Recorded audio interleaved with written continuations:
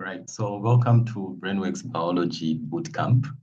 So this biology bootcamp is specifically designed for students who want to attempt the O-level exams as well as the ECZ exams, but it's also directed towards grade 10 students or grade 12 students who are not really having a proper grasp of biology.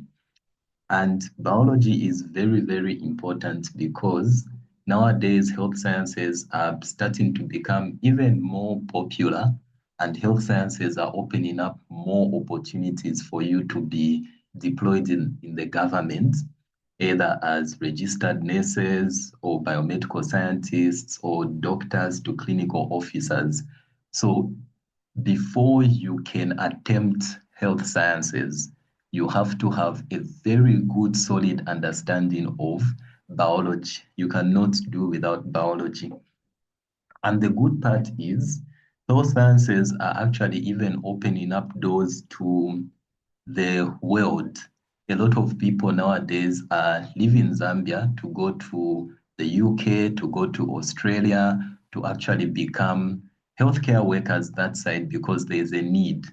And as they are working abroad, they are actually saving money and taking money back to Zambia, where they can start their lives back or even buy a plot and build.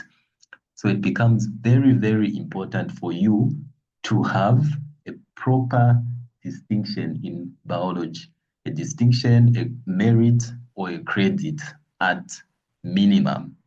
So this bootcamp is designed for those people who really have that passion for biology and really want to spearhead the science of biology and the science of health sciences. So for this bootcamp, we are going to be focusing on this textbook here, and this textbook will be in conjunction with my own explanations and with my own notes. Then from there, we're going to go into detailed past paper exams. So after each topic, we're going to look at questions. Then we're also going to look at the type of exam questions that come under each and every topic. So this will be, we're focusing on 21 topics. So if you master all these 21 topics, you can go into an exam and get that distinction, get that merit, get that credit, but you can also apply this knowledge beyond and actually apply it when you enter into your colleges, when you enter into your universities or any other higher education institution. So let's begin with an introduction. So the first introduction will be on cells. So we first have to pause and think about what a cell is. So there are two pioneers that you are supposed to know, two very, very important things that you're supposed to know in terms of the history of cells. The first person that you're supposed to know is a pioneer known as Robert Hooke. Robert Hooke. So Robert Hooke lived between 1635 and 1703. Then the second name that you're supposed to know is Anton van Leeuwenhoek. These names. So this one lived between 1632 to 1723. So these two are regarded as the pioneers of biology, or the fathers of modern day biology, because Antoine van Leeuwenhoek is the one who started the study of microscopy. He started microscopy and he was able to notice several structures in a tree bark, and he called those cells. So this was very, very basic microscopy. at that time. Then Antoine van Leeuwenhoek, who we regard as the father of modern day microbiology, is the one who observed, he modified this microscope and was actually now able to observe other tiny structures, other tiny protozoas, including sperm cells, and you called those animalcules. Animalcules, meaning small animals or small organelles, and that's where the term organelles comes from. So these are the two people that you're supposed to know with regards to the history of modern day, biology and the history of modern day microbiology. So when you look at a cell like this, a cell comes from the cell theory. So you're not just supposed to say, no, a cell is the basic building block of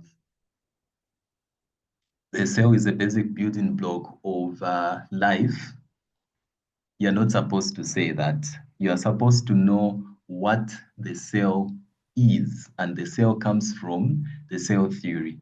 So the first thing that we should know about a cell under the cell theory is that a cell is the basic unit of structure and function. So basic unit of structure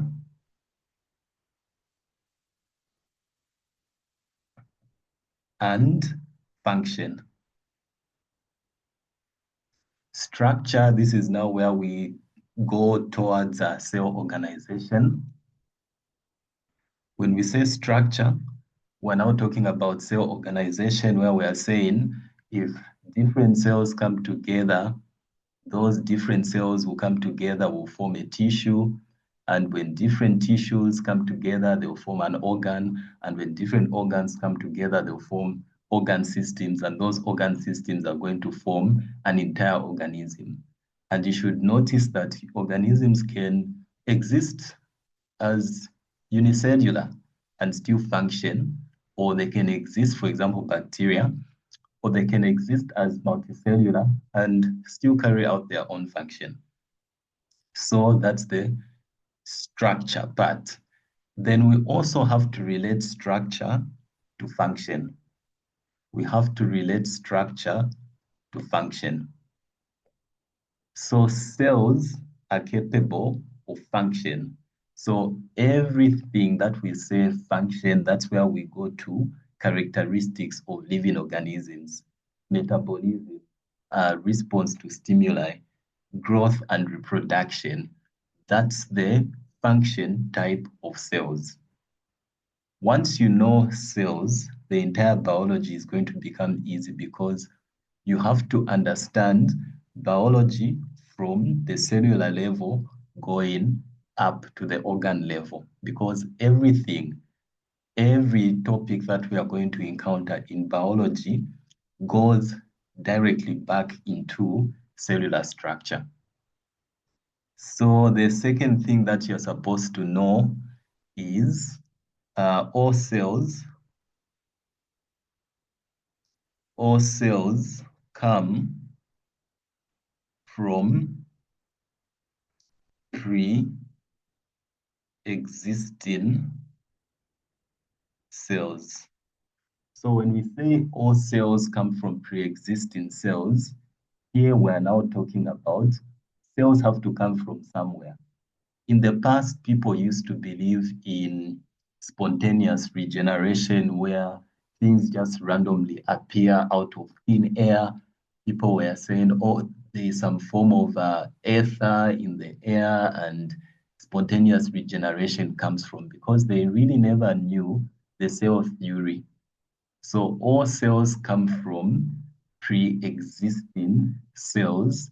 This is now where we talk about cell division, mitosis and meiosis.